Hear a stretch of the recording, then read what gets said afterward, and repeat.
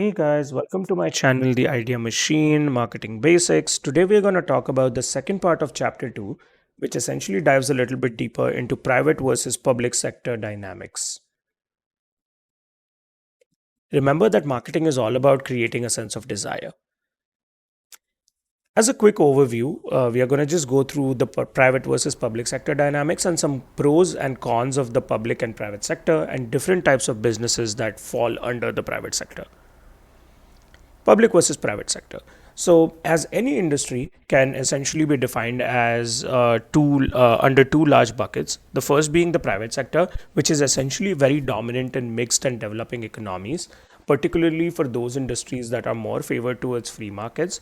This allows not only big businesses but small businesses to also come up with different types of products and services in various types and sizes, which in turn contributes a lot to the economy, not only from a production or manufacturing standpoint, but also from a services standpoint. The public sector, however, is different. It's essentially more common in centrally planned economies or larger economies. And what it helps does is that it provides vital services which are not something that you would want centralized or regulated by a private market. Some examples of government owned entities would be healthcare, education, defense, law enforcement, and and industries such as energy and transportation. Now, imagine if all of these, especially healthcare, education, defense, are only private regulated, like there's no government players in this scenario. In that case, not only will the industries be regulated by private players, but also the costs would be regulated by them. And since their primary goal is to attain profit, this will be extremely difficult for an average person like us to access these industries. Therefore, it's very crucial for any economy to have a healthy mix of the private and the public sector. To quickly go over some pros and cons of the public sector, like I always say, like any asset or any industry, everything has its pros and cons. The public sector, however, some pros of the public sector are that it's managed with a direction of social objectives. So let's keep in mind a government educational institution, for example.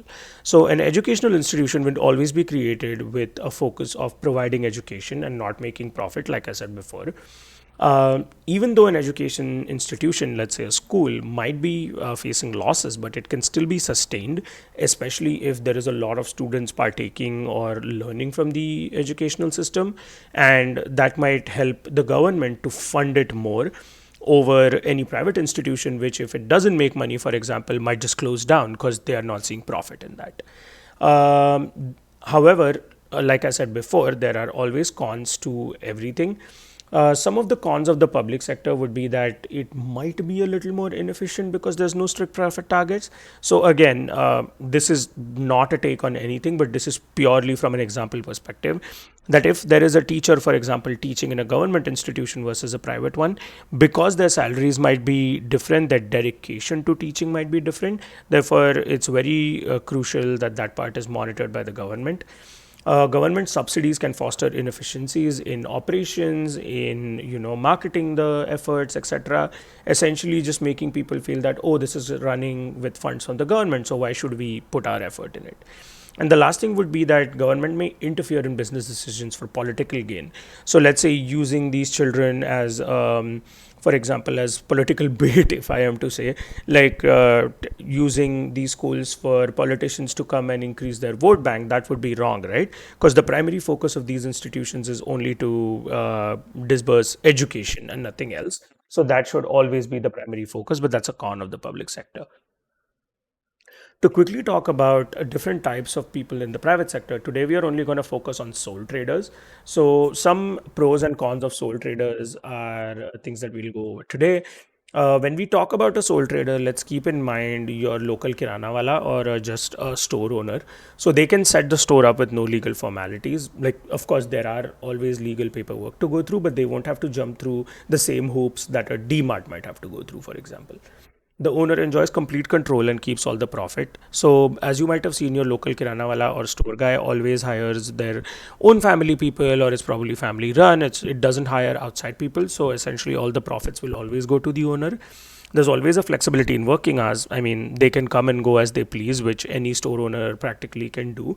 But if you're running a franchise, for example, you may not have that liberty. And lastly, opportunity to align their business with personal interests. So let's say a business is something that they always wanted to do. They can always choose to make the store as they wish and they can sell whatever they want versus having to run by a guideline from a specific larger entity. What are some cons of being a sole trader? Is that there is unlimited liability because it essentially just puts all the owner's assets at risk. So when a owner opens up a store, they are not only putting in their own money, but they're also investing their time, which puts overall, if the store makes a loss, it puts them at a risk. They face a lot of competition from larger firms because larger firms have more money and more bandwidth to market themselves, to provide more offers, which in turn makes the kirana wala a little difficult to survive, and they have to really rely on their connections to sell their product. The owner must manage all of the aspects of the business, which limits specialization. So, let's say an owner is extremely good at operations and logistics, but marketing is not their forte, for example. That will essentially lead to not being able to market the store correctly. So, while they are getting their products at a cheaper margin, they might not be able to sell it as effectively as they think they could.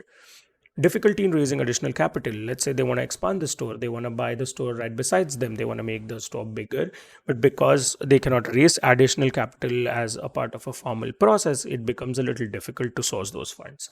Often requires long hours for profitability. So you might say that it's contrary to the pro, but what this means is that when you set up a store or when you set up your own business, you often might have to put in a way longer hours than doing just a normal 9 to 5, 8 hour job. So that essentially takes up a lot of your time and space to make sure that the store or the business is profitable. With that, today's lesson comes to an end. Thank you so much for watching, and do not forget to like, share, and subscribe. Remember that we are also there on Instagram and TikTok for short form videos, so you can also check those out if you are interested. Thank you, everyone.